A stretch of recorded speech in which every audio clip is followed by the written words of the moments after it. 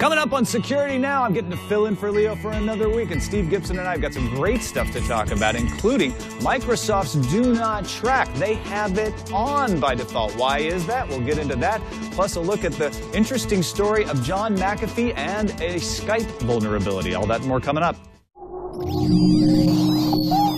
Netcasts you love. From people you trust.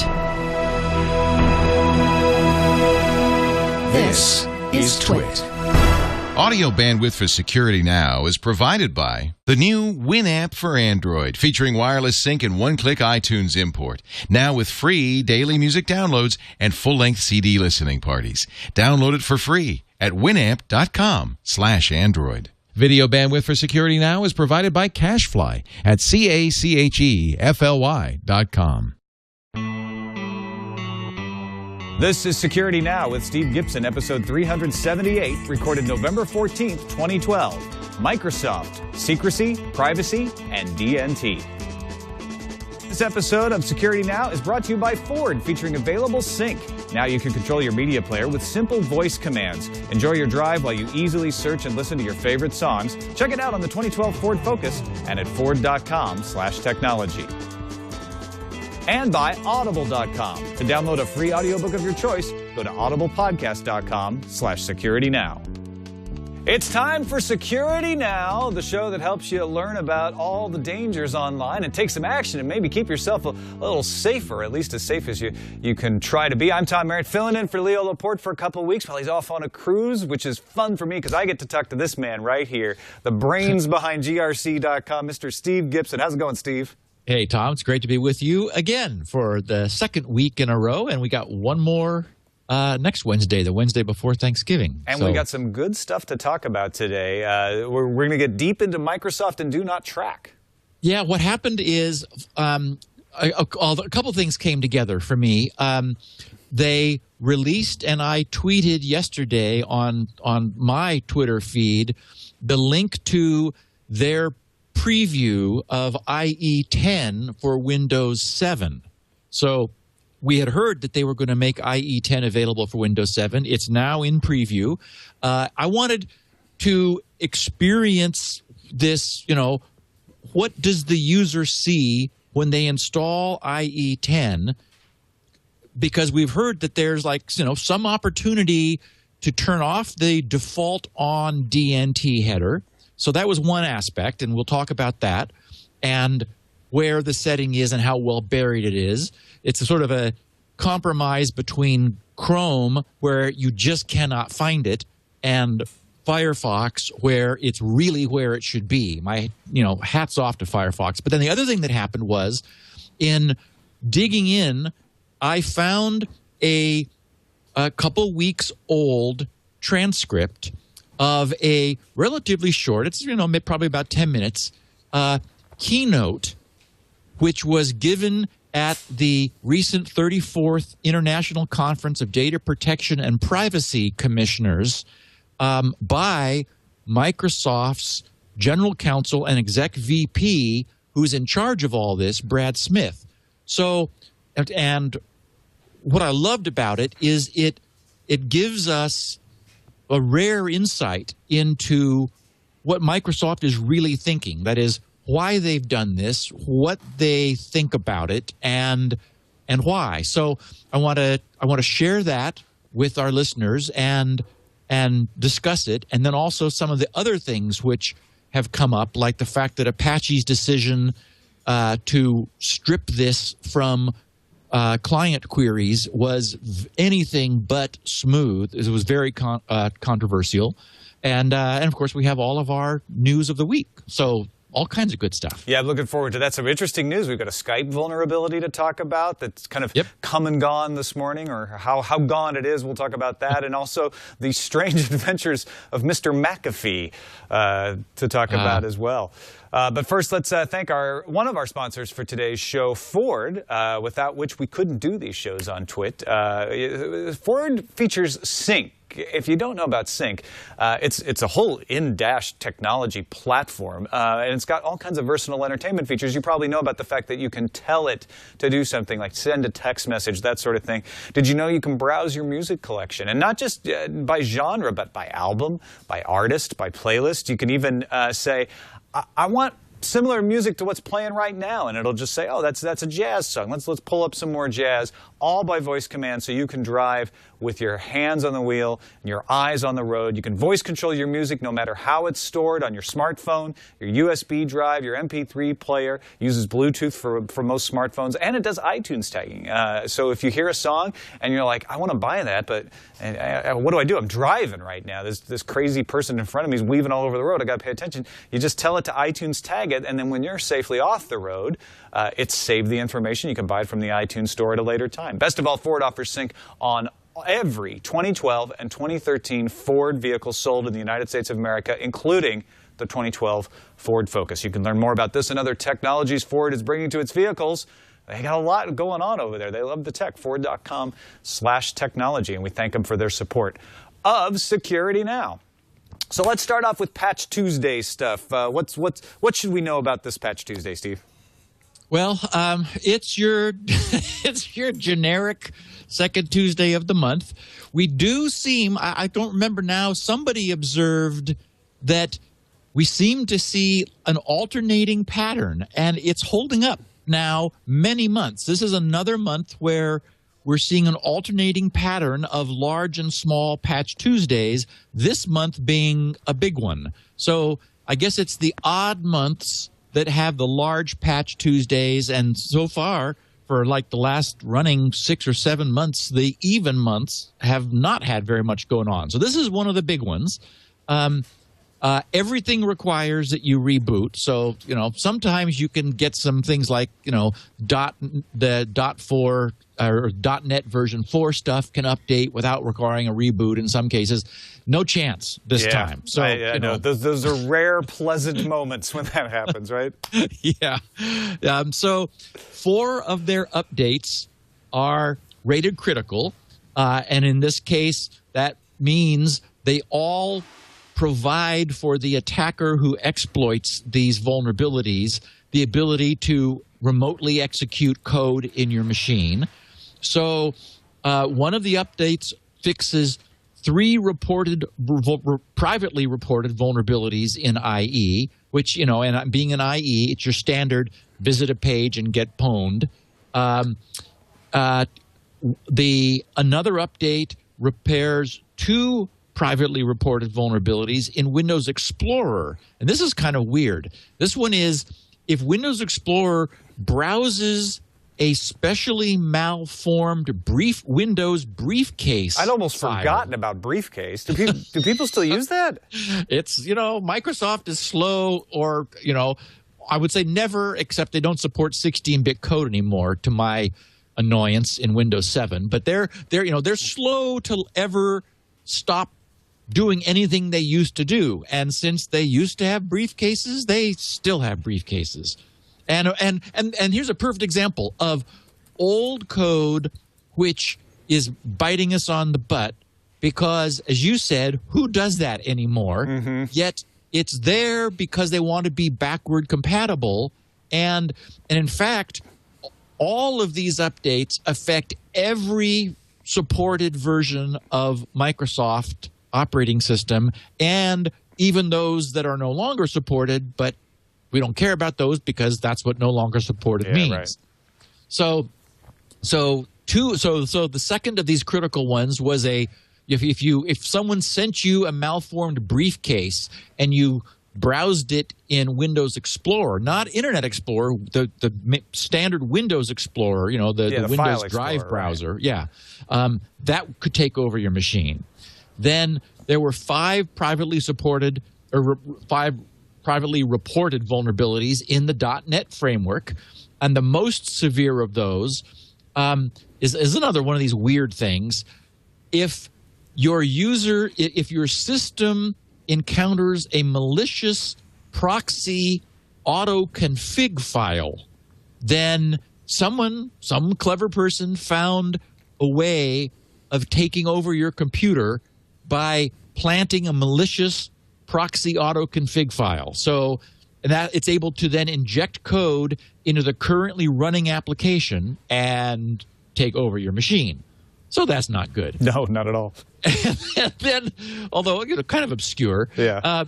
Finally, the last of the 4 critical updates fixes 3 privately reported vulnerabilities in the kernel's handling of true type files.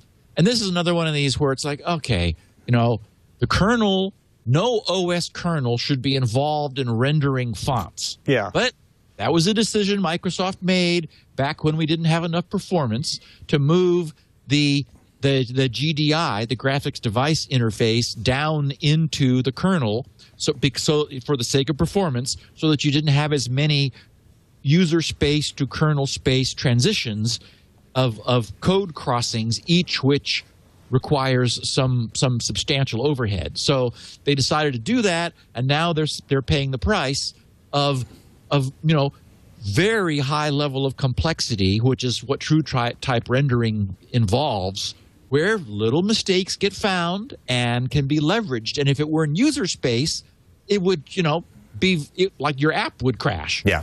In kernel, you get to have your OS taken over. So because you weren't using Arial. Exactly. So they fixed 4 of those big 4 things.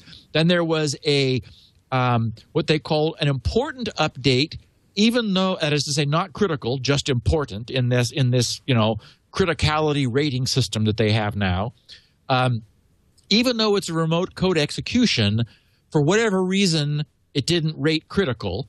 However, it seems bad to me because there's 4 privately reported vulnerabilities which this important update fixes in Excel, where your standard opening a specially crafted Excel file, the attacker is able to obtain the same rights as a currently logged in user. Maybe that's why, because you don't get system privileges, you just get current user privileges. So that would make sense, yeah. You don't have that much power. So it's like, yeah, you can execute code, but, so it pops up Notepad. Okay, who cares? And finally, the least significant one was just a so-called information disclosure vulnerability, which they rated as moderate. However, one of them was public and one was reported privately. And this is, interestingly enough, in Microsoft's web server, IIS. The more severe of the 2, and it wasn't clear to me whether that was the publicly reported one or the privately reported one, but it could allow what Microsoft calls information disclosure, and that's not disclosed any further, if an attacker sends a specially crafted or series of specially crafted FTP commands to the server. So you first of all have to be running the file transfer protocol, FTP, of IIS, not just web, HTTP and HTTPS. You have to have it as an FTP server, and apparently someone figured out how there's a way you can ask it some things through FTP and gain information which you're not supposed to be able to gain. So, that's our Patch Tuesday. Basically just, do it. Find a good time to do it. Probably sooner would be better than not. This all came out yesterday. When I turned on my Win 7 box, which I'm using here, where I have, for example, IE10 now installed, I was told that there were 7 things that needed updating. So that was, those things, the intersection of those updates and my particular system characteristics. Various people will have different numbers that need to be updated. But right, if you don't have Excel, they're not going to patch Excel. Exactly. Yeah.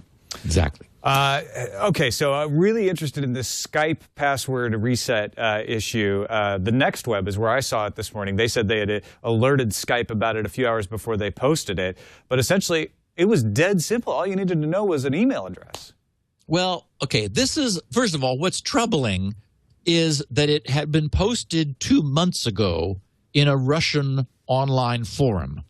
So for 2 months, some subset of Russians, Russian speakers, knew about this, and that information didn't get to Microsoft, that, of course, as we know, famously purchased Skype.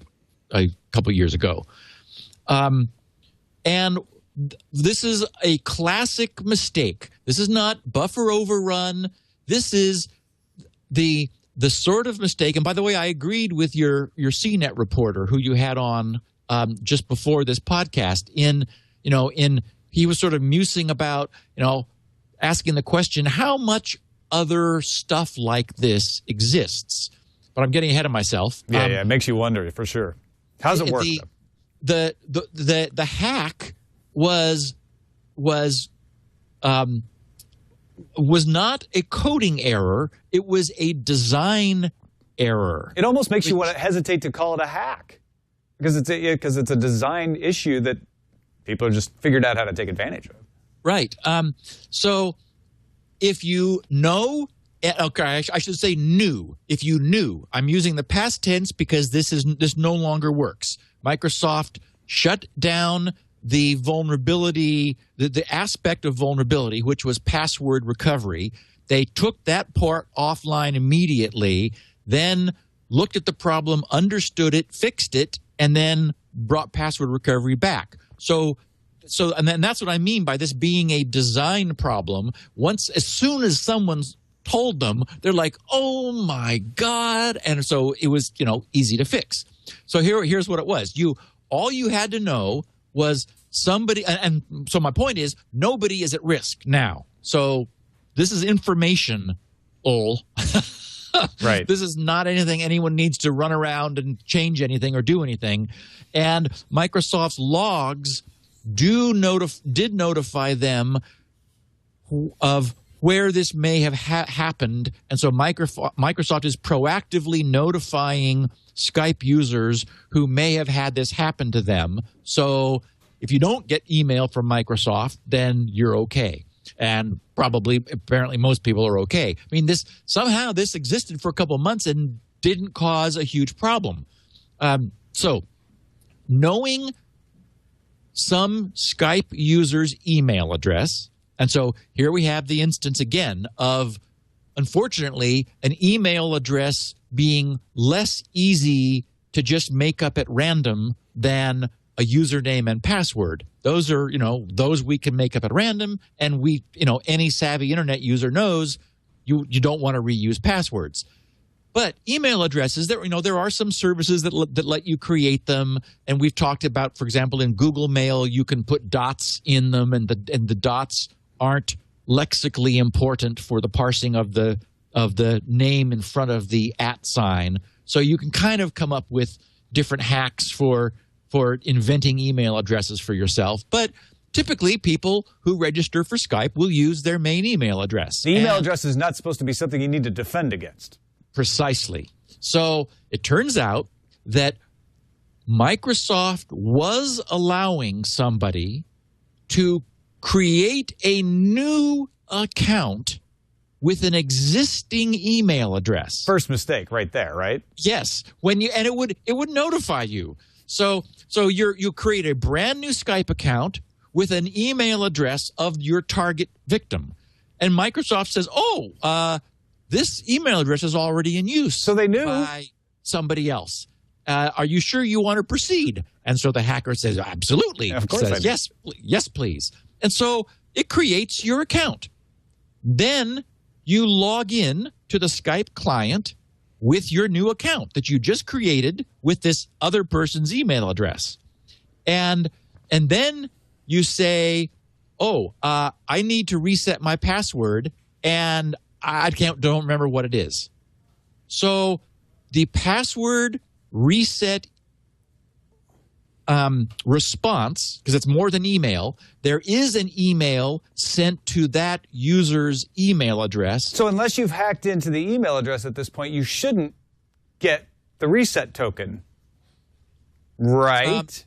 Well, no. So because what happens is it also, being helpful, it also sends a reset link and reset token to the client, to your currently logged in Skype client. Now, I guess the thinking there is if you're already logged in and authenticated, it's guessing that you are the actual user. But because of this earlier problem where they said, hey, we see it's the same address, so but we'll let you make an account anyway, that's not secure anymore.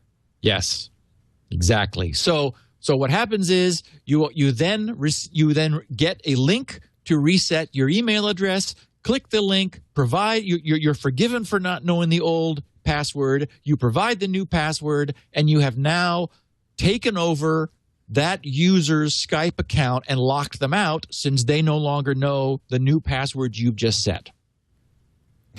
Whoopsie. Yeah, I mean, at least it was easy to fix, right? Yeah. And again, it was. I mean, this is a mistake in trying to be helpful and friendly, and this problem probably has always existed. I mean, I don't know.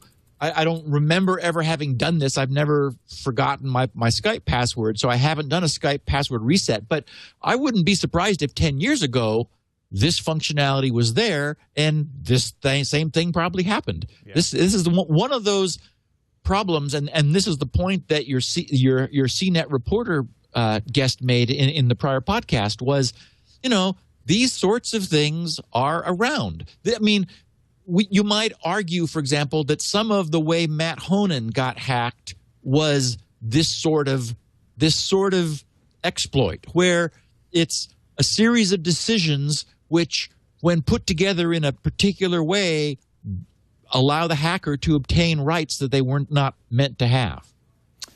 Exactly. It's found, it's fixed, everything's okay now, but it does raise that little niggling worry that there may be other things like that, if it's a perfect, I mean, for this podcast, it's a perfect case in point. We talk about these sorts of things all the time. Here's a clever hack around some features that took advantage of that. Now, this next story gives me the heebie-jeebies. Scanning a CAB file with Symantec antivirus actually leads to a system compromise? Yeah, this is the danger, of course. It's not as if the AV software is immune from coding errors. I mean, why would we think it would be? Writing software. Code. Why couldn't it have a coding error? Yep. Writing software that is flawless is really, really, really hard and really, really, really expensive. So almost no one does. Everyone would like to, but it's not cost effective, frankly. So it doesn't happen. So here was a case where a hacker discovered that an earlier version, which apparently is still widely deployed, this is the Symantec Endpoint Protection 11, is using an older scan engine than their current release, which is 12.1. They are not going to fix 11, so there is action required on the part of any individual or corporation who may still be using the version 11 of the Symantec Endpoint Protection System, because a deliberately malformed CAB file, which is sort of Microsoft's format for zip files. It's a large buffer, high compression packing of executables and other files. That's CAB is short for cabinet. Yeah. It's sort of like their equivalent of a zip file, their own format. And so naturally, AV needs to look into this compressed archive in order to see if there's bad stuff in there. Well, some small detail of the way they're doing that, it was exploitable in this version 11 of the Symantec Endpoint Protection, such that when the antivirus scanned a virus, it got owned. So it's like opening the can of peanuts, and then it just comes exactly. Right out at you. And so the gotcha here is that the attack would be specific for this particular problem, meaning that if you weren't scanning the CAB, or if you didn't have Symantec antivirus, this endpoint protection version 11, this bad thing couldn't hurt you. It's only if you were looking for it would it then say, "Aha, I got you," and take over your system. So a little a little reverse on that one. So what do you do to fix it? You just need to update to 12.1. Okay, that's easy. So anyone using 11, and it wasn't clear about 12. There was some. Let me see.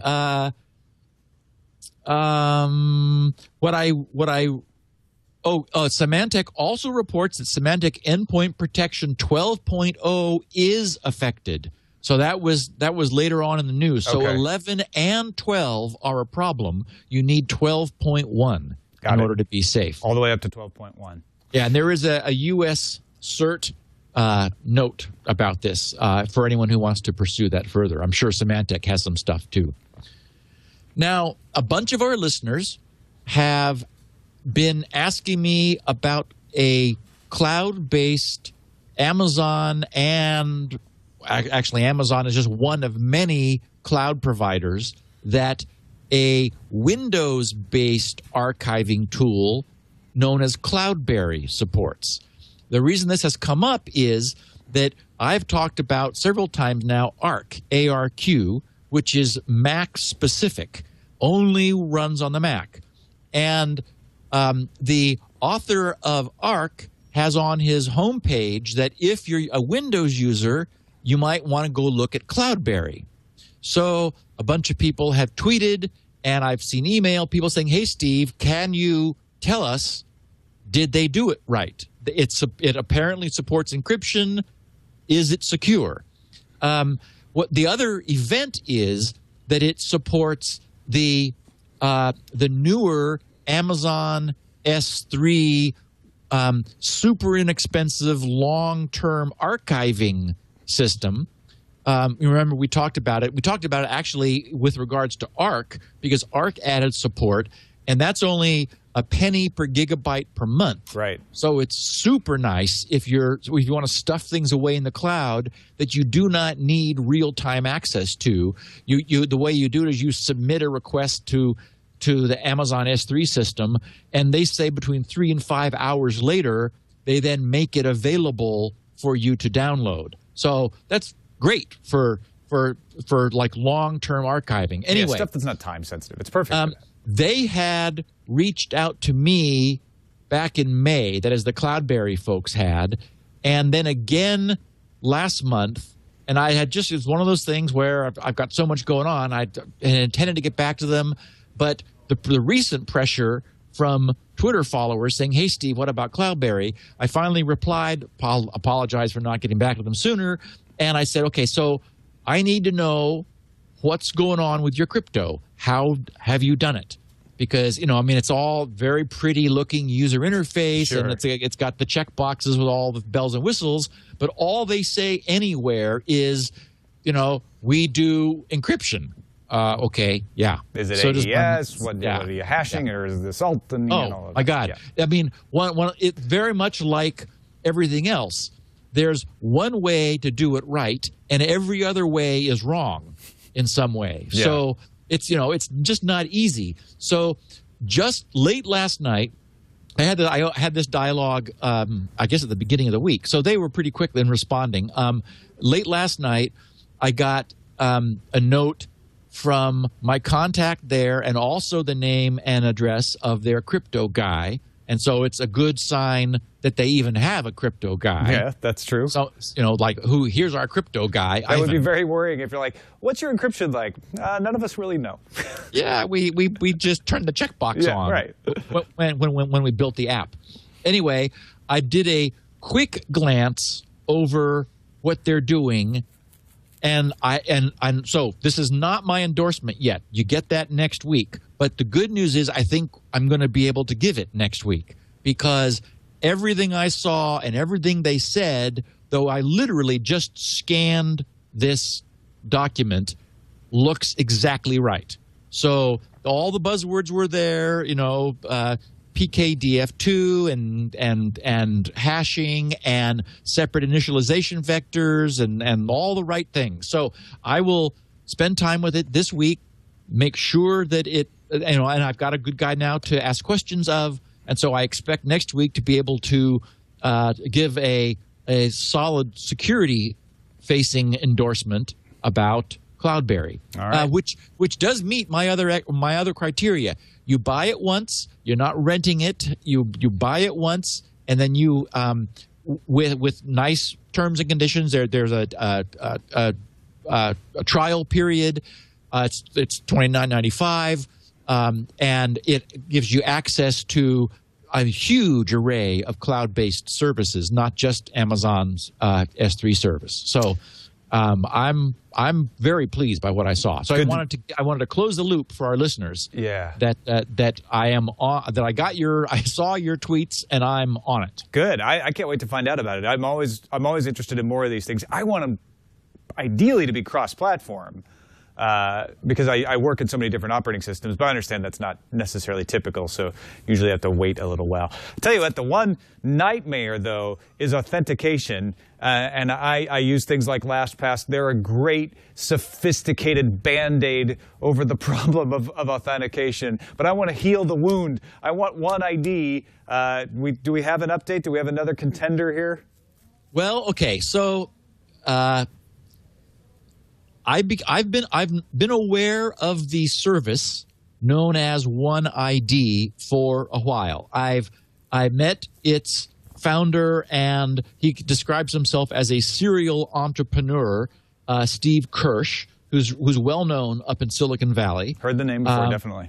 I met him at a privacy conference a year or two ago. He's born in L.A. Actually on Christmas Eve. He's one of those poor guys who, whose birthday is the 24th. So their birthday and Christmas were always, stuck together. Saves and they money never on presents for some people, yeah. Yeah. And went to MIT. I remember his name first from a company he founded called Mouse Systems. And Tom, you were probably still running around having birthdays with single digits at the time. Mouse Systems, huh? Mouse Yeah, I don't Systems. remember that one. It was a very nice, the very first optical mouse. It was a square device with, I think it was a 3-button mouse, and it needed, unlike current optical mice, it had its own optically encoded mouse pad. I was 12 when I'm looking it up in 1982 when it came out. Okay. I was using my TI-99 4A. Anyway, it was my favorite mouse. It's the mouse I used. It was state of the art. It had a higher resolution than other devices at the time. It had a sort of a two-tone grid that it used, but anyway, he was the first, and he has a patent on that technology, the first optical mouse. Mouse Systems were the people who did it. He was also behind FrameMaker with Frame Technology Corp, another successful company. Oh yeah, I used FrameMaker, definitely. He was a founder of InfoSeek. Oh, I used InfoSeek too. Yeah. Yep, and also two companies, Propel and Abaca, and so. Now he's on to the question of identity. Now, hope springs eternal. I mean, how many times? I mean, identity is probably the number one big topic on this podcast because I recognize it's a problem we have to solve. The advantage that LastPass has is that it works now on everything.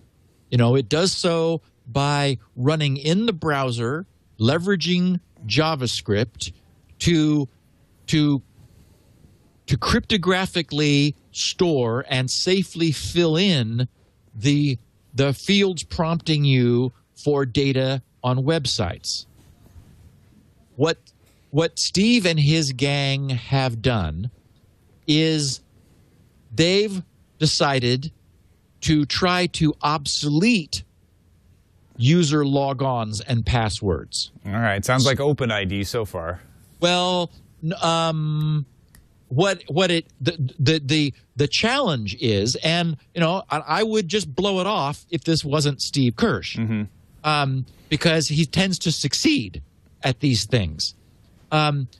I don't know if he can succeed at this, which is why all I can say is I'm hopeful, because it requires that every site that you use it with modify itself for OneID.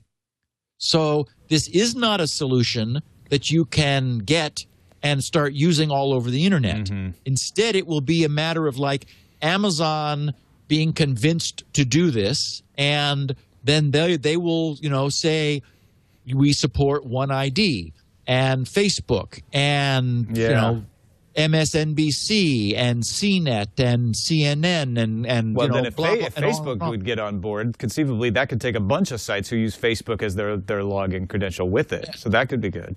Well, yeah. So if you completely replace the existing authentication model, such as it is, which is really amounts to who are you and what's your password, if you just say, well, we're going to ignore all that and come up with a better system, well, then, frankly, it's not hard to fix this problem, and they're offering a solution. So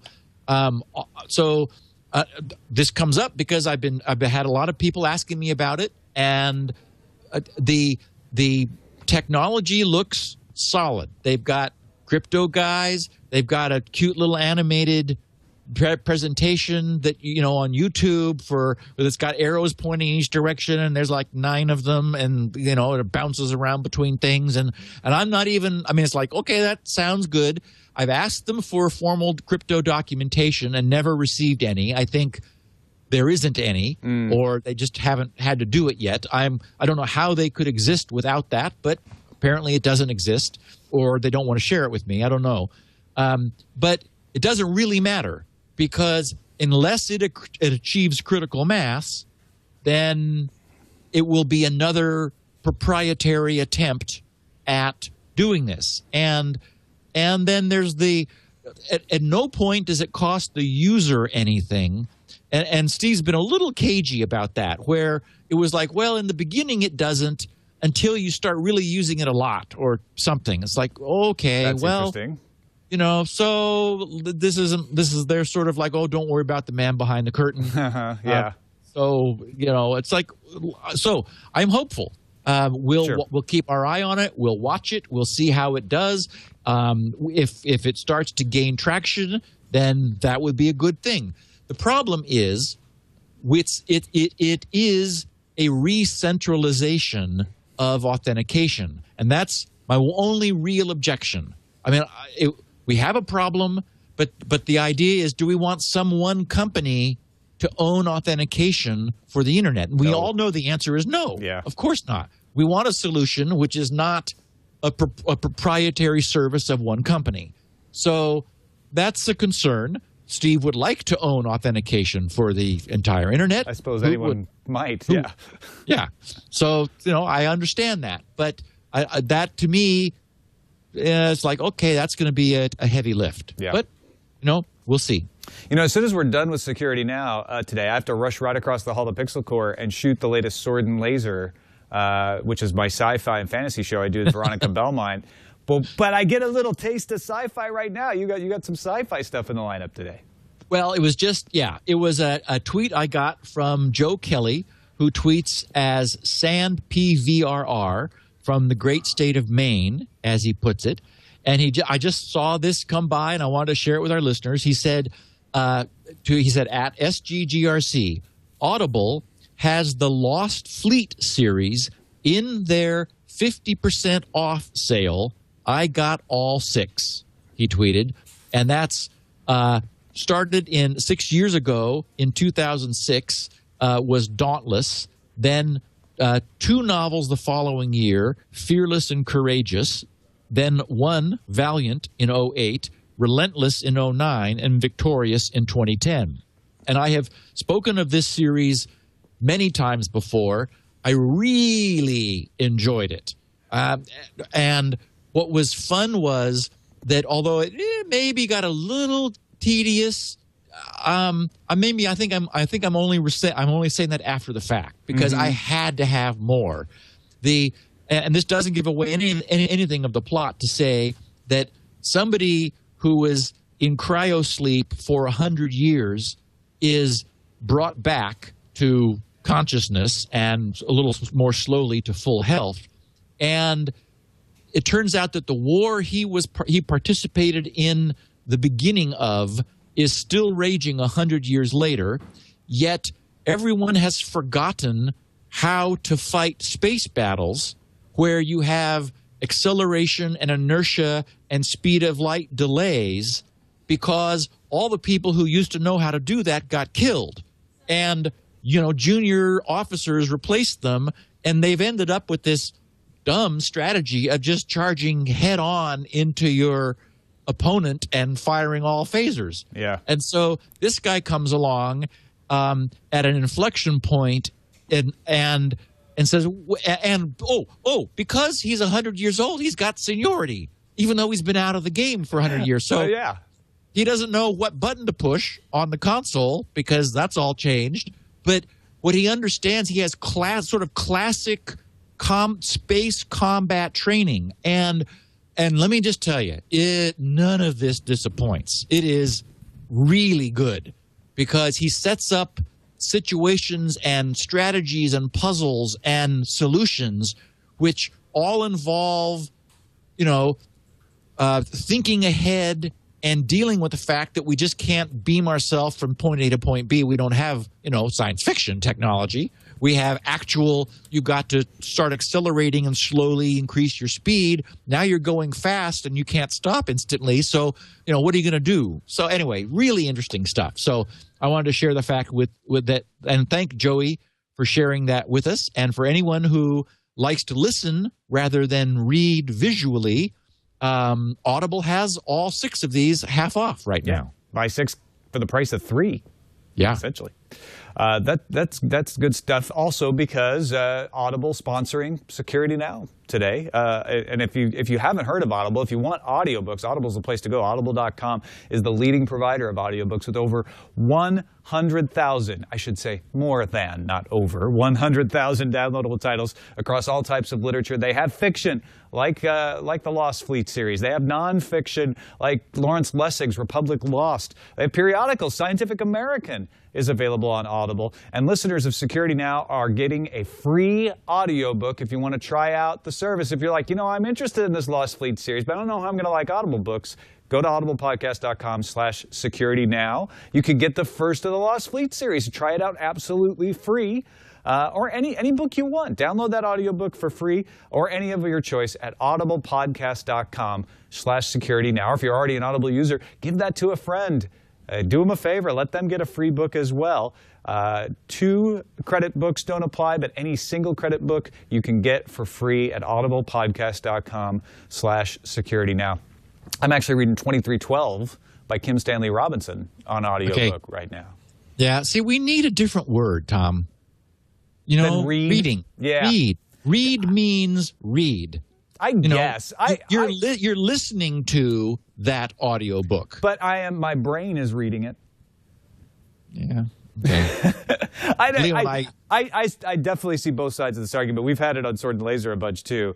And to me, it's easier just to say read because in the end, if you know the story and you're discussing the story, nobody can tell.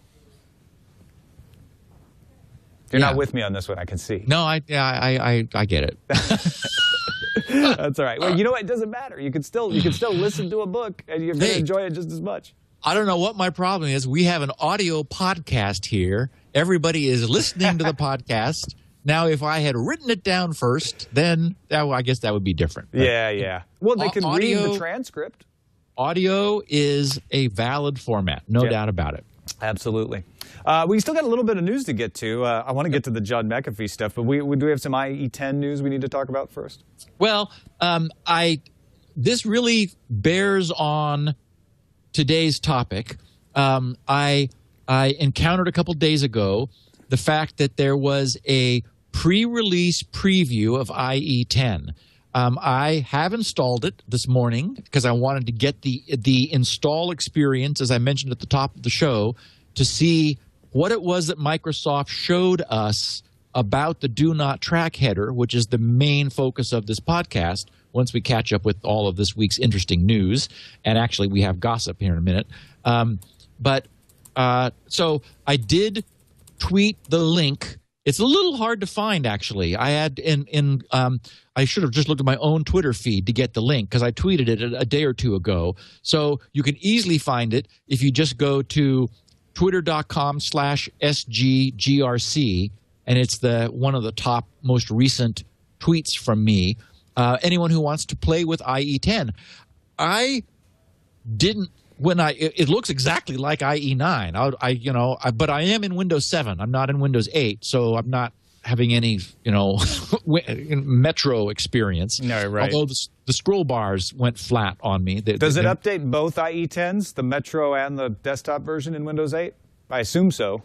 I don't know because I'm still using IE7 on this machine. So, and in fact, one of the links I went to when I was looking for the IE10 pre-release preview tried to upsell me to Windows 8, and I was surprised. I think it was like $29 or $39 or something. It was like, oh, that's not that bad. So, they're certainly trying to move people forward.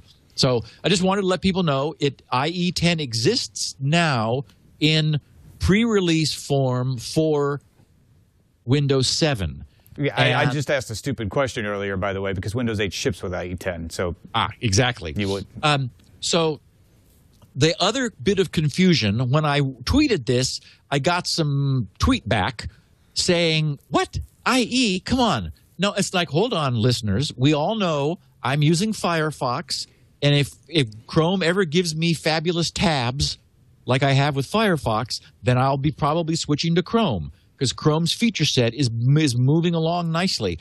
Although I did mention last week how Chrome is now offering per-site settings for like script management, for taming JavaScript. And we talked about how you can change the defaults to not run JavaScript unless I permit it for a particular site. And I did see feedback. It was either a tweet or mailbag from someone saying, but Steve, I think it must have been a tweet because it was since then. He said, but don't you wish it also had enable it for this session only? And it's like, I do wish that, because that's one of the things I love about NoScript over on Firefox. I use that all the time, where I'm never going to come back to this site, but it's doing something annoying. It's broken without JavaScript, so let me turn on JavaScript just for now, but I don't want to clutter up my list of persistent permissions with endless domain names of places I'm probably never going to come back to. So I use the enable it just for this session all the time in Firefox. So anyway, I'm telling people about IE10 because it still has 54% of the market share. I mean, it's an important browser. It's what everyone who doesn't know better uses. Yeah, and everyone on a Microsoft Surface is using it too, because they don't have any choice. That's the only thing they can use. Right. This story of John McAfee down in Belize, I don't know whether to be entertained, amused, horrified, sad. He's on the run. His neighbor was shot and killed. He fears that he's going to be accused of the murder. The Belize police say no, he's just a person of interest. They want to bring him in for questioning. What do you make of this? Well, I actually encountered John before the world knew him. It's a strange story. I was writing the Tech Talk column for InfoWorld magazine, and we're talking 25 years ago. Mm-hmm. And this was a time before we knew that viruses existed. That is, there wasn't even the name had been coined, virus. There was, what I remember was that on CompuServe, which there was like the source and CompuServe were the two major, use your modem to dial in to a big BBS in the sky system. On CompuServe which was the more sort of the much more techie of the two services, there was sort of there were rumors of software that you might download and it would like do something to your computer, which was at the time science fiction. Yeah. No one, it was like, How wait could a that minute. happen? Yeah. I mean, it's like, what? And now the sysops, as we called them on CompuServe, were adamant about this being untrue. That absolutely that was the most ridiculous thing they had ever heard. Now, they had a vested interest in it not being true because the last thing they wanted to imagine was that software they were encouraging people to download and that they were responsible for would hurt people. So they were just the great deniers of this. And I took some umbrage to that because I knew it was possible.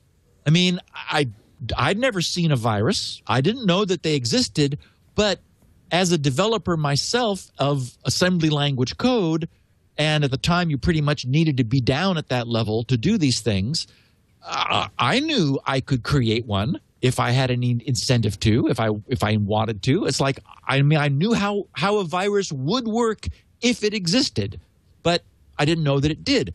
So at this inflection point in the industry, I had my weekly column. I decided to write a series of 3 columns in InfoWorld about the anatomy of a computer virus.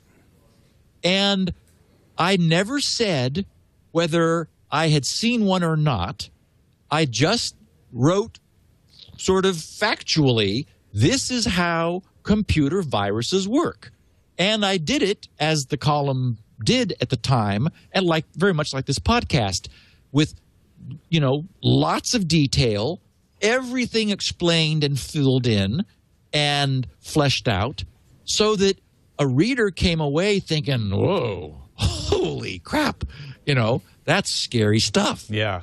And after the second of the series of 3 columns ran, the office got a phone call from someone I had never heard of. He was asking for me.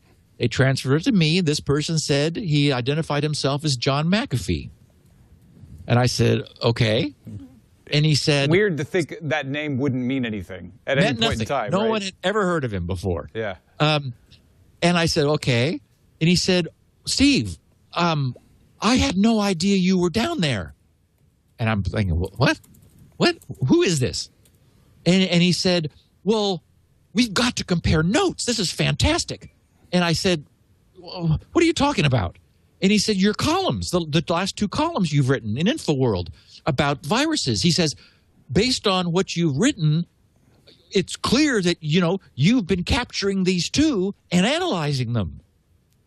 And I said, oh.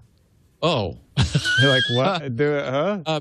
And he said, you got everything exactly right. So maybe we have some that you don't, and you've got some that we haven't found. So, let's collaborate and share our information. And I said, oh, John, I've never seen a virus. And I could tell he didn't believe me. First of all, he didn't want to believe me. Now, were you calling them viruses by that point? Do you recall? I'm just curious. God, good. That's a very good point. And I don't know whether that term had been coined. Things, that all came later. Malware was, meant to be more of an umbrella. Len Edelman apparently coined the term in 1983, from what I've read. He was talking to Fred Cohen at University of Southern California. I've got the columns. I'll see if I can, because that was early on in the first 5 years of, and I think that they would have been in the Passion for Technology book set that I did. I'd be interested to know that. But anyway, this is a side note. Anyway, so I could tell. I mean, first of all, he was just crestfallen. I mean, he really sounded disappointed, and I think he thought I wanted to keep them to myself. Like, I don't think he believed that I could just make up something that was as accurate as apparently the columns were. I was delighted that I got it right. Yeah. You know, because I was just writing fiction, but I was based on the engineering of software. So it was software engineering driven fiction. How crazy. And so, yeah, so that was my introduction to John McAfee. And of course, we all know him famously after that. Now, I do remember, and I was thinking about this in Leo, because Leo being more my contemporary, he will probably, and with the memory that he has, which is amazing, there was some strange stuff about McAfee back then. And it's funny because I was talking to some friends of mine about how you cannot do research that predates the internet, because this was pre-internet. And if anything happened after the internet, then it would all be online. You could find it. But anyway, McAfee was involved in some, I don't know what they were. I sort of remember maybe having to do with HIV and AIDS and bulletin board systems, BBSs, because as I was saying, that was the technology at the time. There was no global network or even local networks. It was all modems dialing into central points. But I'll bet you that Leo would remember this. And there's no way to find out because it was pre-internet, and it's sort of an interesting phenomenon of our life, that things that predate the internet, unless someone goes and puts literature or old copies of magazines, there's a lot more out there than you think. When I was researching chronology of tech history, you can find stuff pre-internet, but it's at one point more difficult, but also more reliable than what you find post-internet. And it's kind of amazing some of the things that have disappeared from the internet post-internet, that websites just purge and get rid of pages. Yeah. So anyway, a listener of ours and a friend of mine, an online friend of mine who both participates in GRC's news groups and tweets a lot, Simon Zarafa, I've mentioned on the podcast often because he sends interesting stuff. I got a kick out of what he said. He said, I guess he was quoting Seeing It Somewhere Else, but he tweeted, "If McAfee is truly innocent, as he claims, he now feels our pain over false positives." Oh, yeah. You got it. You knew that had to come. Cyberdog in the chat room was making a joke about the judge giving him a 30-day trial. Okay.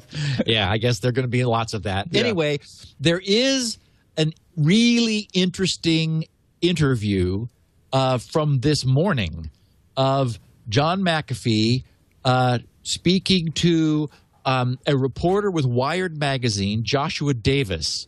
Apparently, John called Joshua at 4:30 our time, 6:30 in Belize, where John is currently hiding from the Belize police. And apparently, John had 11 dogs in his backyard or at his house, and that there had been a problem with his neighbor historically over the dogs barking and really, really upsetting his neighbor. And then I read something about 5 of the dogs being shot. No one knows by whom, but the presumption would be the neighbor had finally, gotten fed up. And what we do know is that the neighbor of John McAfee was found dead with a 9mm Luger slug in the back top of his head. Yeah, so face down in the pool, apparently. Yeah. So John is on the lam, as they say, and his position is that the justice system there is brutal, and he would be subjected to torture and interrogation and heinous treatment were he to allow himself to be apprehended. Of course, he's claiming his innocence. We don't know anything one way or the other, or at least I don't. If anyone's interested, it's about a 28-minute audio interview with and Joshua explains himself at the beginning. He knows John rather well. He's traveled to Belize over the many months and met with John in person, and so John trusted him and contacted him to sort of give him his side of the story, and they talk about all kinds of stuff. So if anyone's curious, it's sort of interesting. Yeah, Wired's going to do a magazine story in the print version of Wired in January, all about John McAfee's history and how he ended up in Belize and all of that sort of stuff. It'd be interesting reading. Before we get to our Spinrite testimonial, we have a PDK update. Is that the People's Democratic Republic of Korea? Well, or portable dog killer. Oh, portable. Actually, this bears on our previous story a little bit. It strangely does. The dog's barking incessantly and driving the neighbor crazy. Behind me on a tripod is, you can see in the video, a device. I was wondering what that was. I was thinking it was awfully boxy to be a camera. Yeah, it's not a camera. It is a just finished new implementation of a high-frequency canine training device, for lack of a better term. I think I called the portable sound blaster in the Google group that I created by that name. And you can see an antenna sticking up from it because it responds to a small remote control. This one I built because my neighbor's or my best friend's problem with his neighbor's dog has returned. When we were initially looking at the idea of bringing the doggy trainer back to life last summer, the problem got resolved. The neighbor was doing a better job of keeping control of the dog, not letting it out in the backyard, or scolding it and bringing it in if it was barking. But I was over there a few weeks ago helping Mark with a media center setting up a Windows 7 Media Center-based 4-channel media recording system. And the dog was barking all afternoon. And I said, "What is this about?" And he says, "Oh, yeah, this is back. The dog is back." And you know, they leave it in the backyard and drive off and don't know that it's barking. And it just sits there yapping all day. And I said, "Okay, well, we got to deal with this." So I built one. I wanted to give our listeners a heads up because there had been a great deal of interest in it before. And I'll go into greater detail once Leo is back. But I just kind of wanted to make a mention of it and give people a heads up. I did tweet some photos. I tweeted links to some photos of this device on my Twitter feed in the last day or two. So again, if you just go to twitter.com/SGGRC, you can find the links. And there's also a link to an update that I posted, which talks about this, why it's tripod mounted as opposed to handheld. It's more of an installation-oriented device than a gun. And many people have since said, "Hey, Steve, I was hoping it would be smaller." I'm looking at doing a small one because I learned a lot building this thing, and I have some ideas for how one can be made very small yet still loud enough to get the job done. And it uses sound, if anybody's wondering. It doesn't. Yes. It doesn't. Oh, and no dogs are hurt at all. It just startles them. Yeah. It's a training device is a perfect way to refer to it. Yes. And I do have a nice story, another story of Spinrite's success with solid-state drives, which I'm pleased about. I'm really pleased that Spinrite is showing so much success repairing solid-state drives. Tim Green sent a note on November 12th with the subject of Spinrite Heals Stupidity. And he said, "Hi, Steve and team. After several years of using Spinrite for protective maintenance without incident, it's now my turn to send in a Spinrite Save the Day story. I just bought my girlfriend a new Lenovo laptop, and yesterday I spent the morning setting it up for her. I had purchased a 256 gig M-SATA SSD drive so that the laptop would have both the SSD for speed plus the large spinning hard drive for lots of data storage. So I had to install the mSATA and clone the system from the hard drive to the mSATA.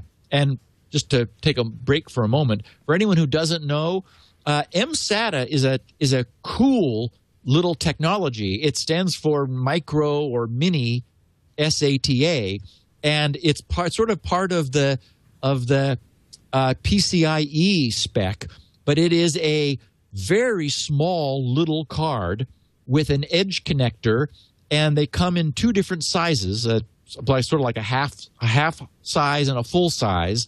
And many motherboards now have one or two of these mSATA connectors on them, and so they're like over in the memory and processor area of the motherboard, sometimes even on the underside of the motherboard, where there's room underneath the standoffs against the case. I have one motherboard, in fact, that has an mSATA drive option on the underside of the motherboard, just because it was otherwise unused territory. So that's what he's talking about here. It's this Lenovo laptop, in the same way that you might open up a little door to put memory in, you can open up a different little door, and there's a little connector that you can stick an SSD drive into, which is what he did.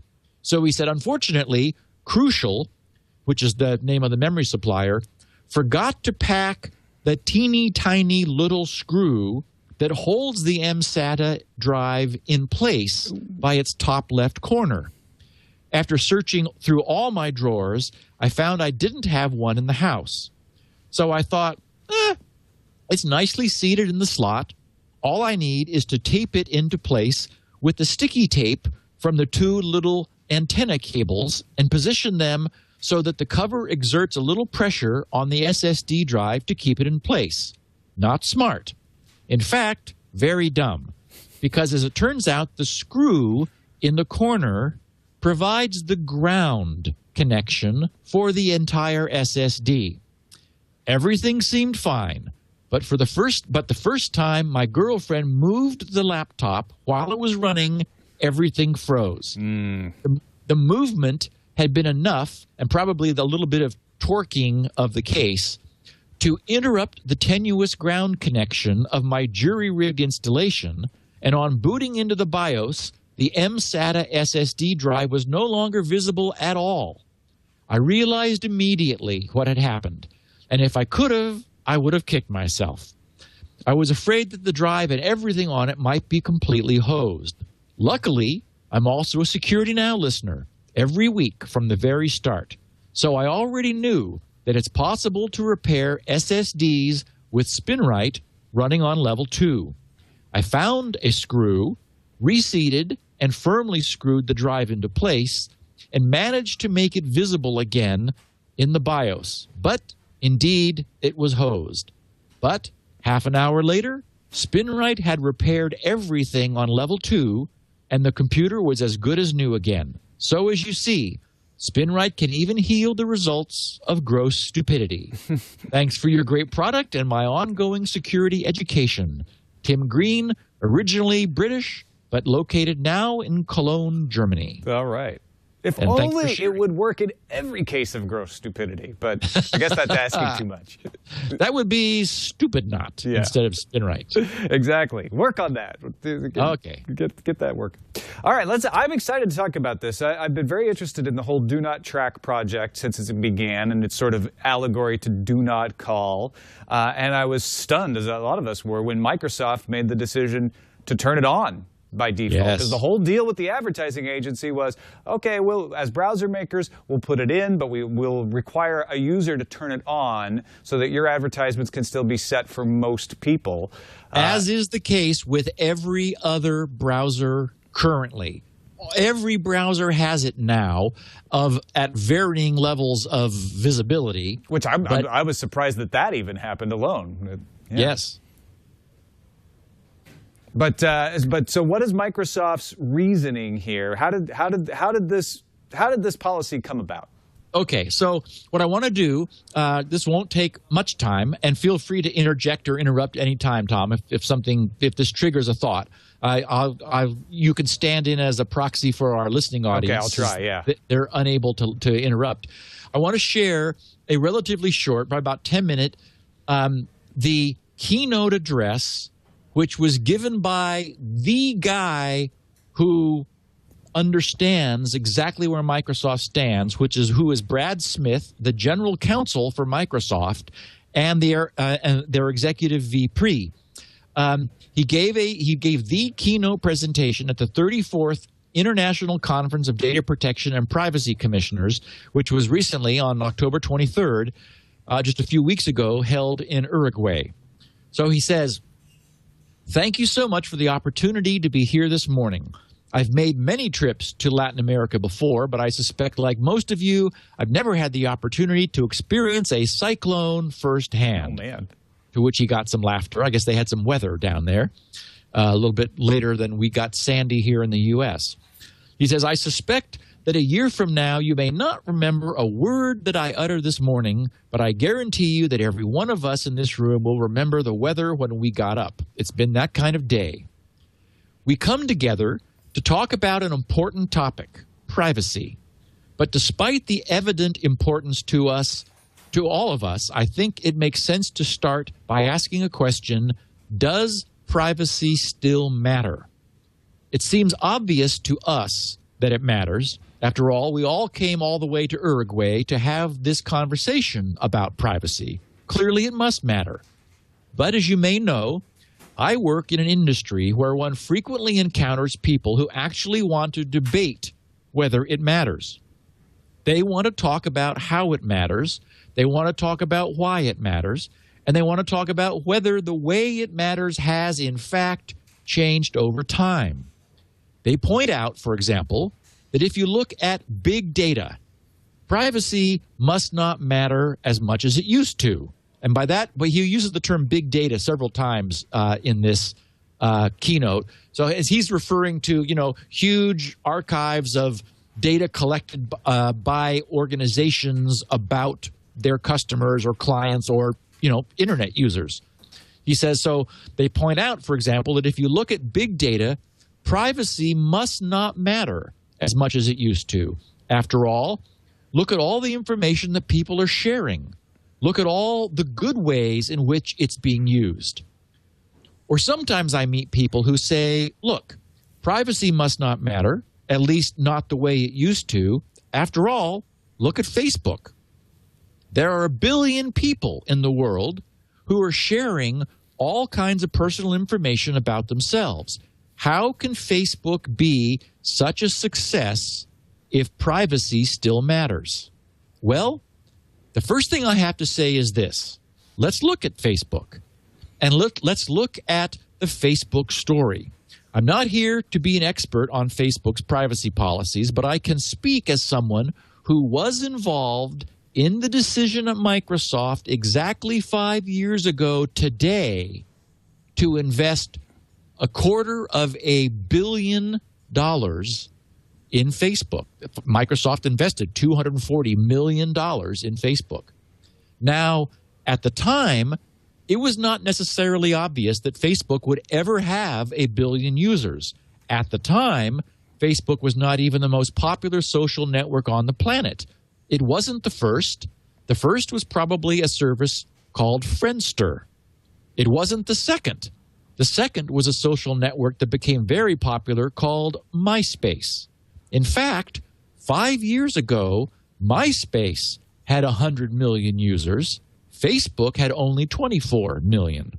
In our industry, it is very unusual for one company to be the first to reach 100 million users and to have 4 times the market share of its next closest competitor, and then not go on to be the prevalent and most popular service by far. So, of course, he's noting there that for whatever reason, MySpace has gone into decline, whereas Facebook, of course, now has many times the number of users it had at the time. And he has a slide in his presentation that shows sort of an exponential growth curve in green for Facebook and a flat line dropping sagging flat line, yeah. Sagging, yes. And he says, but of course, the real question here is what happened? What happened over the last 5 years? Well, at a certain level, I think we all know what happened. MySpace didn't do so well. It has fewer users today than it had 5 years ago. Facebook has exploded. In 5 years, it has gone from 24 million users to 1 billion. We've done pretty well with our $240 million investment, he says. But I think the most important question for us is not what happened, but why. Why did these two curves take off the way they did in such different trajectories? There are a number of different reasons, but there is one that personally I think probably matters the most. It's certainly one that we thought about when we put $240 million into the company. It's a facet that was captured very well by one of the leading books about what happened, David Kirkpatrick's book, when he addressed why this happened. And Kirkpatrick's book is titled The Facebook Effect. Anyway, he says, and what he said was on MySpace, for people who remember it from 5 years ago, the default setting was that you could see anybody's MySpace profile. Or to put it another way, the default setting was anybody could see your profile as well. But on the Facebook, and initially it was called the Facebook, the default setting allowed you only to see profiles of others at your own school or those that had explicitly accepted you as a friend. A degree of privacy was built in at Facebook by default in a way that was simply not the case at MySpace. Really interesting to hear Facebook lauded for their privacy. Well, in this now, instance. okay, let me just pause for a minute here because I reacted when I read this the first time thinking, wait a minute, okay, I guess I can see that, but I know why I was forced to create a Facebook account, and it's that no one without a Facebook account could see anything inside. You know, it was the classic walled garden, as it's called, where you had to have an account in order to participate at all. You couldn't be a voyeur without one. And so I would argue that a substantial amount of Facebook's growth was built by the pressure of its early success and then sort of the desire to see what was going on, but you had to join in order to see anything at all. So is that where he's going with this, is to say that's behind the justification for Microsoft's default privacy? Well, sort of. He says, so in effect, at MySpace, you could change the settings, but by default, you shared your information with the world. And at Facebook, by default, you shared information only with people in your network and the people that you decided to make your friend. Now, I can see that this is me speaking again.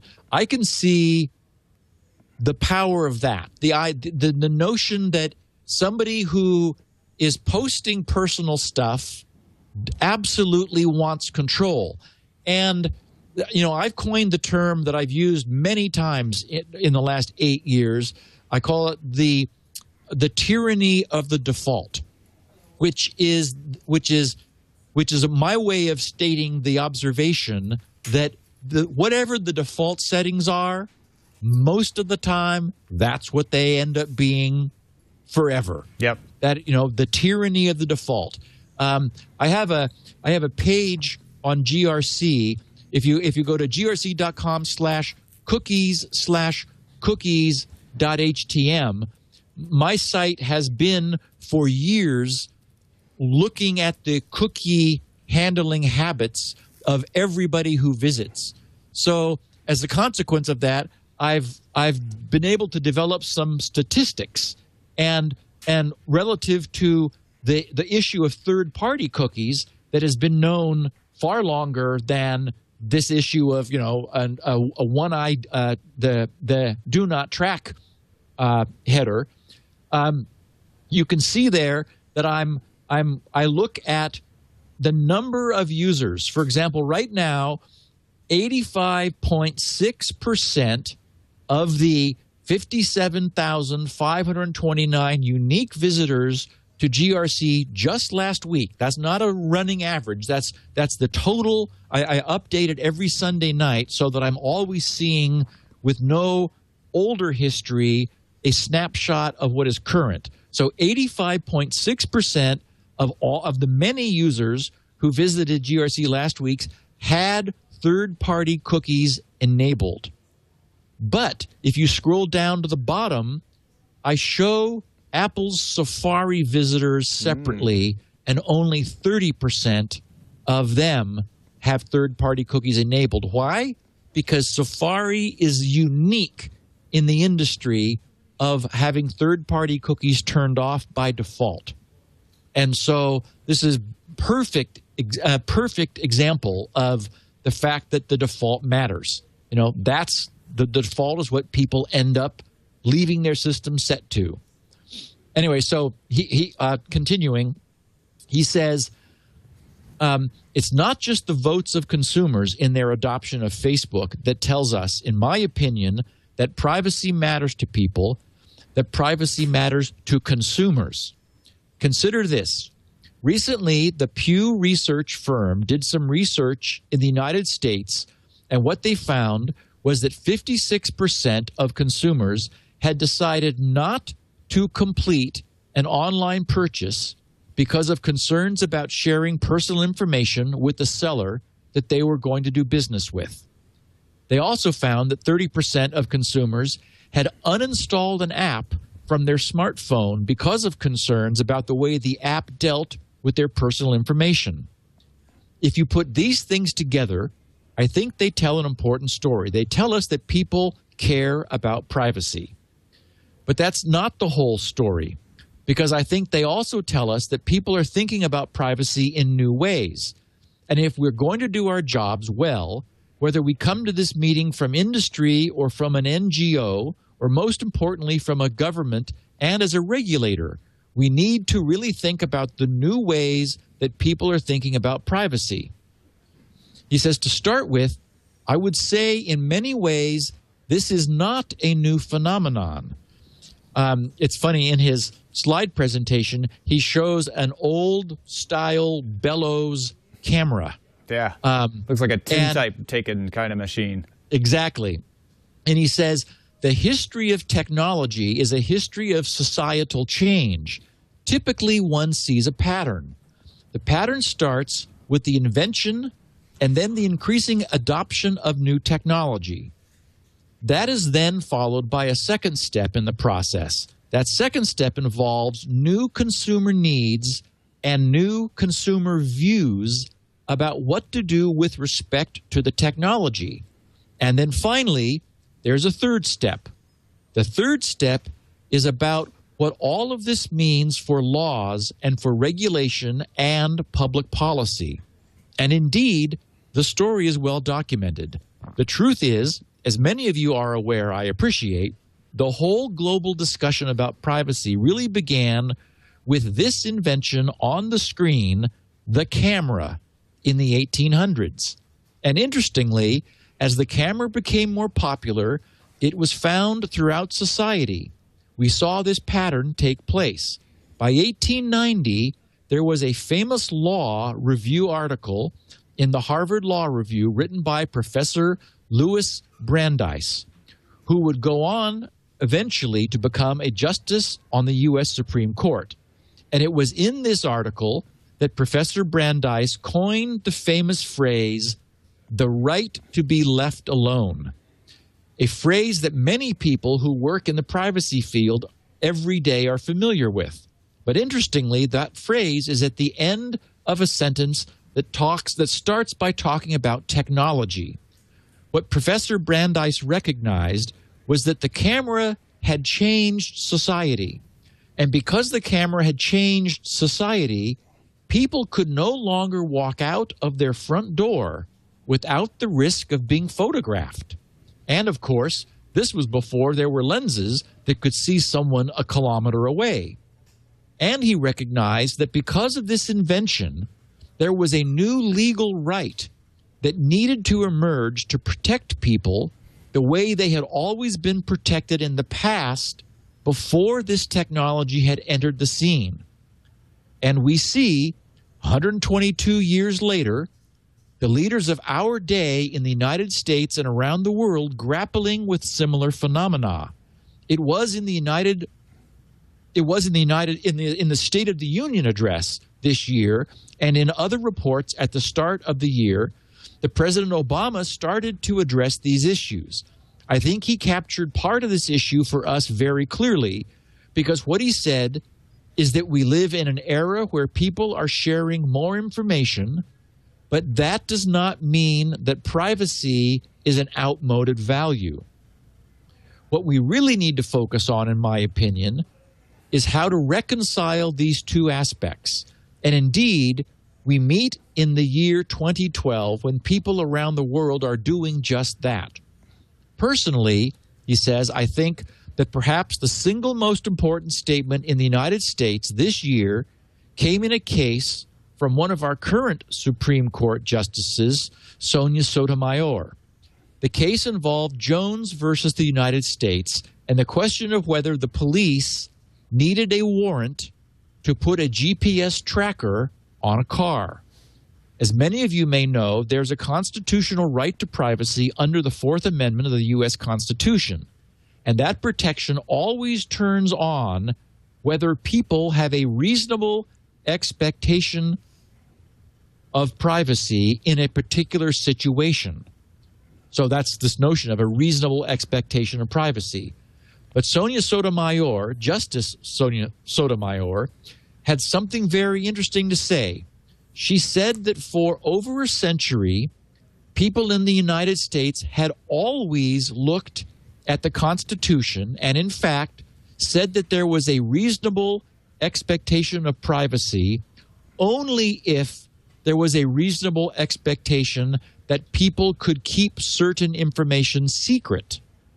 And in fact, I think if you read much of what had been written about privacy over the last 50 years, in many, many instances, perhaps most, if you substitute the word secrecy for the word privacy, the meaning of a sentence or the meaning of a paragraph is unchanged. This is, the sort of test attorneys use and learn. When people were talking about whether they could keep something private, they were, in fact, talking about whether they could keep something secret. Certainly in the United States, that has been at the core of our legal evolution. But I think the question that Justice Sonia Sotomayor posed, while focused on the Constitution, was, in fact, far broader than that. Is secrecy still a prerequisite for privacy? I think if you look at the world today, if you look at the story of Facebook, if you look at the story of people using the internet, one thing is clear. People are less focused on secrecy. Consumers want to share more personal information than ever before. They don't care as much about keeping things secret, but that doesn't mean they don't care about keeping things private, because there's a big but involved. The fact is, people want to decide who they share information with. People of all generations want to make that decision themselves. And not only that, they also want to determine how their information will be used by the people with whom they choose to share it. That's the new model of privacy.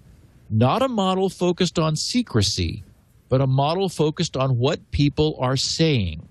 They, in fact, want and need the ability to decide whom they share information with and how that information will be used. In other words, it's not a secret because I might tell a lot of people. It's not just in my house, but I want the right to keep it private so that I decide who I share that secret with. It's not a secret anymore. Yeah. Yes, you want controls. It's not binary. Exactly. You want management. It's very much like what websites do I trust to run scripting, to run JavaScript? I want to say most of those, by default, sites cannot run scripting. If I decide that I want to share that privilege of a site giving me script, meaning that I trust what it's going to do with that power, then I'd make that decision. I want control. And, managing cookies is the same way. So he says, when you step back and think about this, I believe these are reasonable needs. They are laudable goals. And it's important to understand. I mean, this is you can kind of tell by the way he's pitched this. These are the global leaders in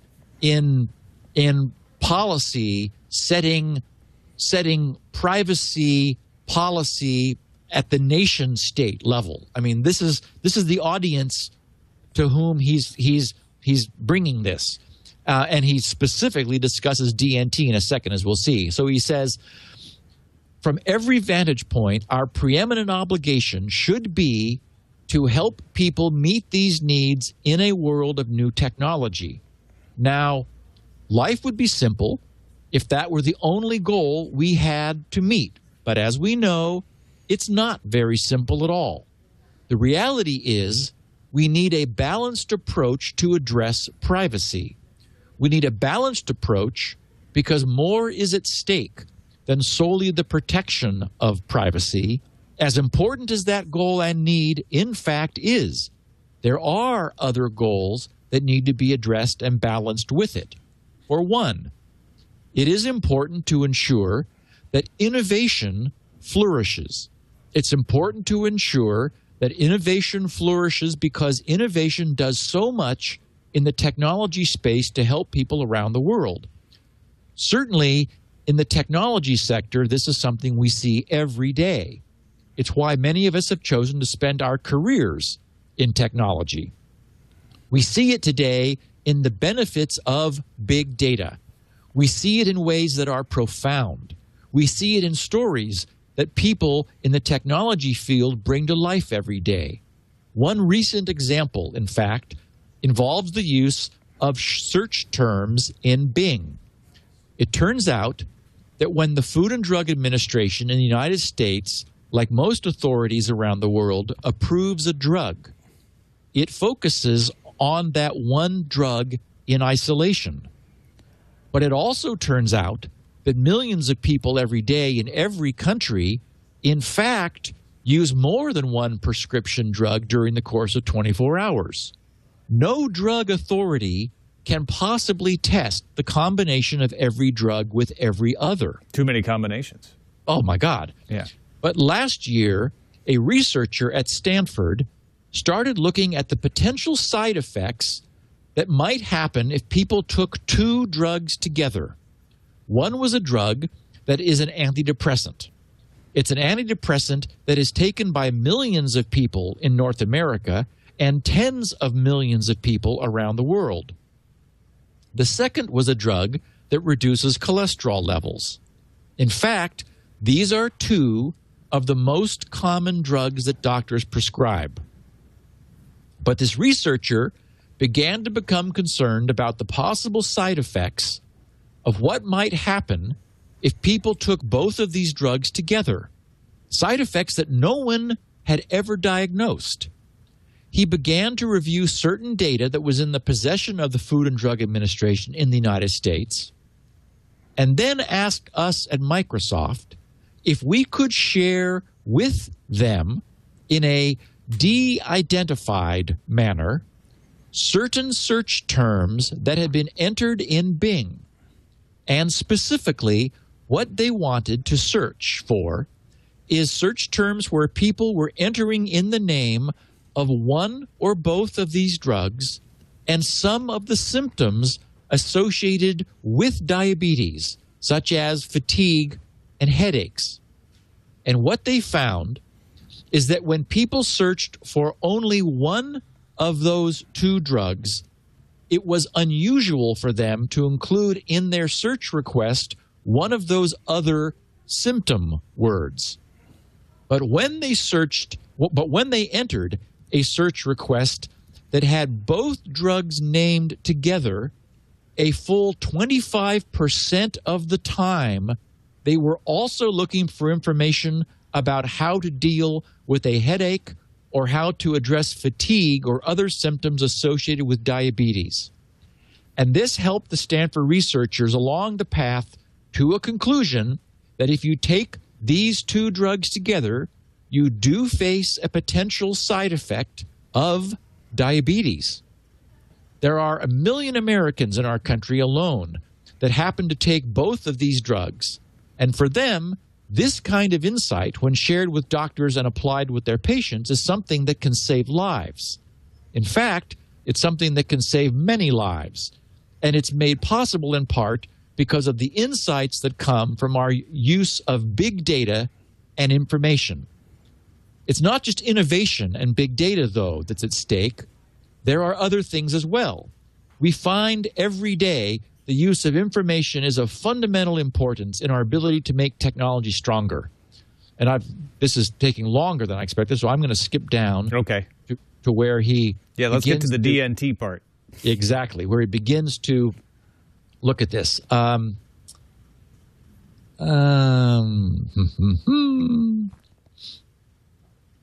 Okay, so he says, let me back up a little bit to get some context. Okay, he says, even though I represent a technology company, I believe in the importance of privacy regulation. I believe we need clear and fair rules of the road. We need rules of the road that increasingly apply consistently in country after country and continent after continent. We need clarity so that everybody knows what they need to do. And companies that act responsibly are not going to find themselves suffering at the hands of companies who do not. And regulation creates that floor that provides that level playing field. But we don't need regulation alone. We also need self-regulation. And I'll talk about this after we're done, because there is the FTC has, as I have been predicting, begun rattling their saber a little bit about this. So he says, we need self-regulation, especially in the form of industry standards. We need self-regulation that can move technology forward, and we need self-regulation that can move faster and more globally than regulation alone is able to. But even these two things together, in my opinion, are not sufficient. At a time when everyone is talking about standards, it is important, I believe, to remember that we need market-based innovation as well. With market-based innovation, there's an opportunity for companies to experiment, to try new things, to see what consumers want. And if consumers do, in fact, want what companies are offering, there's an opportunity for those companies to grow. Market-based innovation is every bit as important, in my opinion, as these two other ingredients as well. All of this makes for a sometimes complicated conversation. And it certainly, in my role at Microsoft, is one of the things that I've come to conclude that we need to come together on. We need to come together to work through the complicated conversations we must have. And there's probably no topic. Now remember who this guy is. I mean, this is, God of he's the executive VP and general counsel. There's probably no topic that I've been involved in that has involved more complicated conversations over the last couple of years than 3 little letters that I've come to know by heart. DNT. And so I'd like to conclude by offering a few thoughts on DNT, or do not track. As a company, we have taken a stand, if you will, when we decided earlier this year to turn on the do not track signal in the new version of our browser and the new version of our operating system that starts to ship this Friday. We've had to think a lot about DNT. Whenever you have to think a lot about a topic, I think it helps first to define the questions. And if you're in a business, there is always one question that you had better think about very long and hard. It's this: what do our customers want? Well, as a company, we, of course, have many customers. There are times when PC manufacturers are our customers. There are times when advertisers are our customers.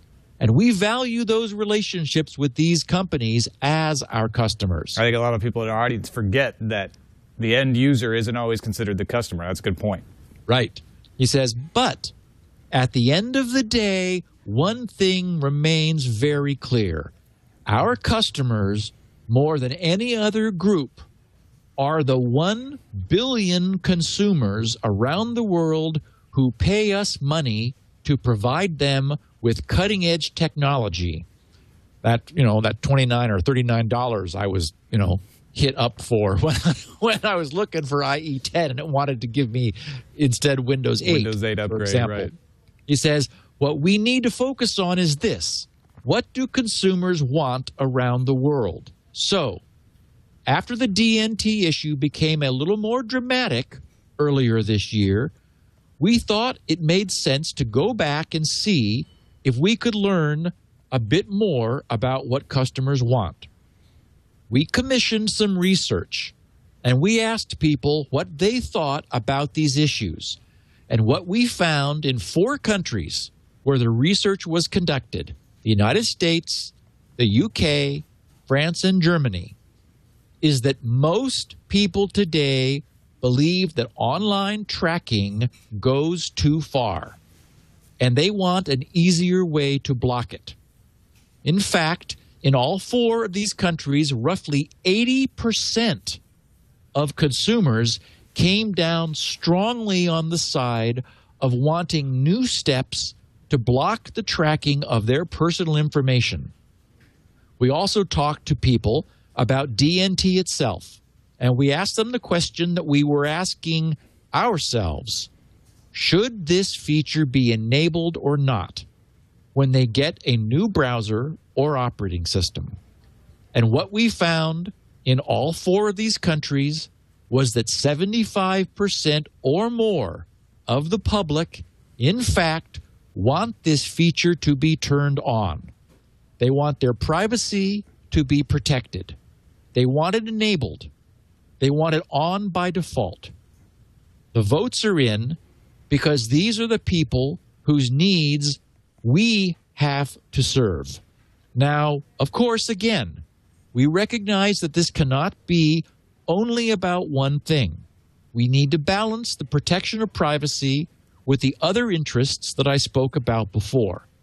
And so we've tried to give a lot of thought about where we go, and we've decided on 2 things. First, we want to innovate. We want to innovate and deliver new privacy benefits to consumers. We want to build on regulation and self-regulation. And we want to use our research and engineering capability to build better privacy protection into our products. That's why we believe we made the right decision when we made the decision to enable the DNT signal in the new versions of our products. But we also recognize that we need to do more than that. If we're going to move DNT forward, let's face it, we all have a pretty steep ladder to climb. And that's going to take, in our view, 4 things, not 1, to get where we all want to go. First, we need a final and effective DNT standard that is adopted by the W3C. And I'll just mention, we don't have that. That is, the DNT standard has not been agreed upon yet. So it doesn't exist. And in fact, at the beginning of this year, the working standard did not specify whether a user agent, browser or operating system, should or should not have DNT enabled by default. That was added, I think it was in April. It was later in the year. So that's a data point. But even so, this hasn't been ratified yet. Continuing, he says, We need a standard that provides real privacy protection to consumers. And we need a standard that recognizes the legitimate and reasonable needs of all participants in the ecosystem. Second, we believe that the world of privacy will be a better place if we all recognize that browser vendors should have the ability to turn the DNT signal on or off when they ship a product. Okay, so here he's arguing against the notion that this standard should specify that DNT should either be on or off. He's suggesting this ought to be something that can be used for market differentiation. And the advertisers have argued the opposite. They've said, no, the only way we'll agree to abide by this and play by these rules is if it's off by default. Well, and that's the, yes, exactly. And that's the wink, wink, is because they know of the tyranny of the default. They know, I mean, you can't find it in Chrome.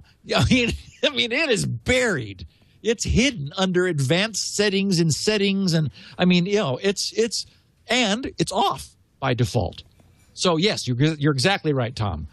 So he says, if you look at standards around the world, they specify the technology, but they don't tell companies whether they have to turn it on or keep it off. That's a decision that is left to companies in the marketplace based on their assessment of the needs of their customers. And we believe that the right approach is an approach that allows vendors like Microsoft and everyone else to make this decision for themselves.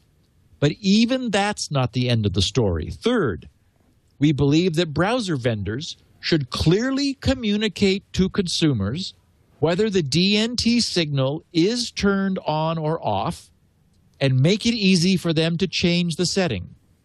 We recognize that you cannot have privacy without transparency, and we recognize that we have an obligation to ensure that it is clear to consumers how our product is configured. And I'll just say that nobody does that yet.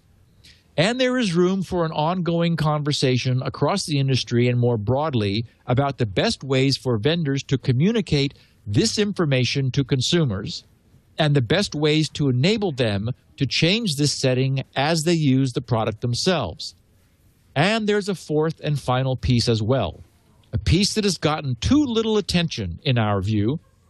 There needs to be an easy and effective way for responsible advertisers and advertising networks to inform consumers to obtain persistent consent for their services, even if the DNT signal is turned on. Just because the signal is turned on does not mean that a consumer wants no services that involve tracking. What it means is that consumers need to be empowered to make their own choices. And advertisers and ad networks need to be able to inform consumers in a well-understood and broadly established manner so that those ad networks that are acting responsibly can inform people and get a user's consent, even while a consumer might choose to withhold that consent from another service. It's like NoScript, right? I don't want to run NoScript and say, NoScript can ever run ever. That's my only choice. I want to be able to say, okay, I want to make an exception in that case because I trust that site. Right. And one could imagine that a site, you might say that you had DNT turned on. You might go to a site that receives the DNT signal, but they generate revenue by encouraging or at least allowing tracking. So they might say, hey, sorry for the inconvenience, but you've got DNT turned on. We need you to disable it in order to use the site because we'll generate revenue from the ads, and the advertisers have said we need to track you. And that's perfectly legitimate, and you as a consumer get to choose whether that's worth the transaction or not. Exactly. And it creates a lot of transparency, and that's what he's been talking about. When we've talked about things like Ghostery that like shows you this list of all the tracking that's going on a site, is like, woo, I mean, that was a real eye-opener for many people. So he concludes saying, but fundamentally, what the DNT signal does is empower people. It empowers people so that they're able to make that decision themselves.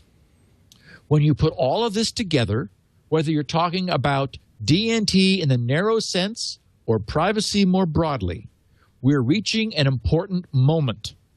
We're reaching the kind of time when we can look back and say, yes, technology has changed. It's continuing to change as we meet today. But because technology has changed, we can now say the needs of consumers have changed as well.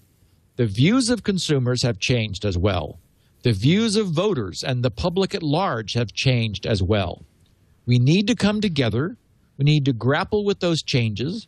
We need to ensure that innovation flourishes, that the ecosystem is healthy, that technology protection is addressed. But more than anything else, we need to address the privacy needs of people around the world. We need to address the privacy needs of people and move privacy forward. That is the opportunity we have in the years ahead. And he says, thank you very much.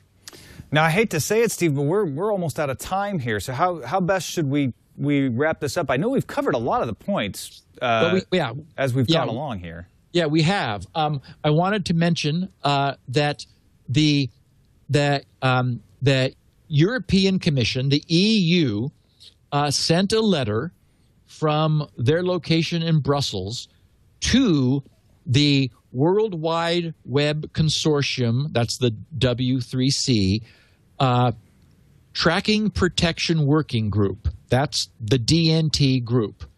And it's a short letter. I highlighted 2 paragraphs that I wanted to share. And that is, they say, it is not the Commission's understanding that user agents' factory or default setting necessarily determine or distort owner choice. The specification need not, therefore, seek to determine the factory setting and should not do so, because to intervene on this point could distort the market.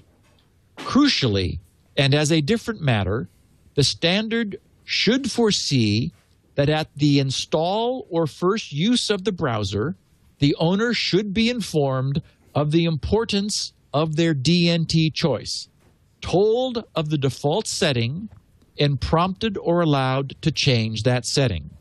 So this is this. I mean, the EU matters on the global scene, and their formal position is essentially what IE10 represents.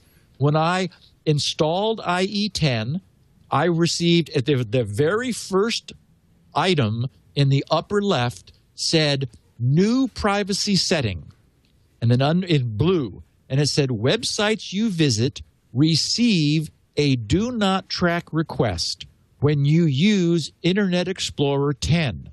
To learn more about this setting, including how to turn it off, see more info about do not track, which you can click and it takes you to more information. And that the location of that setting is where they have that grab bag. I'm sure IE users or ex-users will remember on the standard internet settings dialog that the last tab is advanced, and it's this huge potpourri grab bag of checkboxes, a list that scrolls, and down under security, it says simply always send do not track header, and it is checked by default unless you choose to turn it off. So isn't the solution to this to say with any browser, the first time you run it or install it, it just asks you, do you want to have it on or off? In other words, forced opt. It's you're not opted in, you're not opted out. It lets you set it from the beginning. I think that's perfect. I think that's perfect. And the problem is the advertisers know that people, I mean, if we take Microsoft survey stats at face value, 80% of people will say, no, I don't want to be tracked. Thank you for asking. No. And that upsets the advertisers. Now, the FTC, the Federal Trade Commission in the U.S., the chairman, John Leibowitz, is on record saying if by the end of the year, that is this year, 2012, and we're approaching that, if by the end of the year or early next year, we have not seen a real do not track option for consumers, I suspect the commission, meaning the FTC, will go back and think about whether we want to endorse legislation. Leibowitz also attacked as delusional the owners of third-party advertising networks who claim that opt-out functionality could damage their businesses, as well as thousands of small businesses who rely on targeted web ads, noting that the same companies continue to operate in Europe, where data collection rules are much stricter. He says, quote, the notion that they can say the sky is going to fall if you allow a modest opt-out is just not credible. So that's where we are. All right. Yeah. So IE10 has happened, and it's looks like Microsoft is planting a stake in the ground. I bet you that Yahoo and Apache are going to lose this one. Yeah, it looks like Microsoft's trying to force the debate into an entirely new direction by taking this unpopular stand with the advertisers, saying, "Look, we don't want this either. We actually don't want do not track on by default. We want an entirely different way of doing things." Well, and Microsoft also, this is a bet. This is they're waging a bet here, because they also, what we heard sort of reading between the lines, is they see it as a market advantage for their browser over those other browsers that do have DNT off by default. They believe that their promotion of the fact that do not track is on will, over time, give IE the reputation that you are less tracked if you use IE than if you use any other browser, which as will be true to the degree that the do not track header is honored by advertisers who track. Well, I'm sorry we don't have more time to talk about this, but I'm glad I'll have more time to talk with you next week, Steve. We'll do it. And I imagine that we'll have lots of feedback on the topic. Love to hear from our listeners on this topic. Just go to grc.com/feedback between now and next week. I'll go through the mailbag and pull a bunch of stuff, interesting, I'm sure, about this topic and no doubt others. I know there are folks in the chat room wanting to hear more about Apache, so great place to ask your questions about that. Good, yes, because I do have information about where that stands. And I got a kick out of remembering that the way that web server was named was that it had become so full of patches. it was a patchy web server. That's funny. I didn't realize. I don't think I ever knew that. That's really great. Yep. All right, that's it for this episode of Security Now. Don't forget to visit grc.com to find out all of the great stuff that Steve's always working on, including Spinrite, including Shields Up, and tons of other projects going on over there. And you can find our episodes at twit.tv/SN.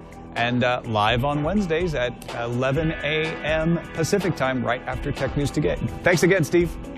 Thanks very much, Tom. Talk to you next week. Bye now. Security Now.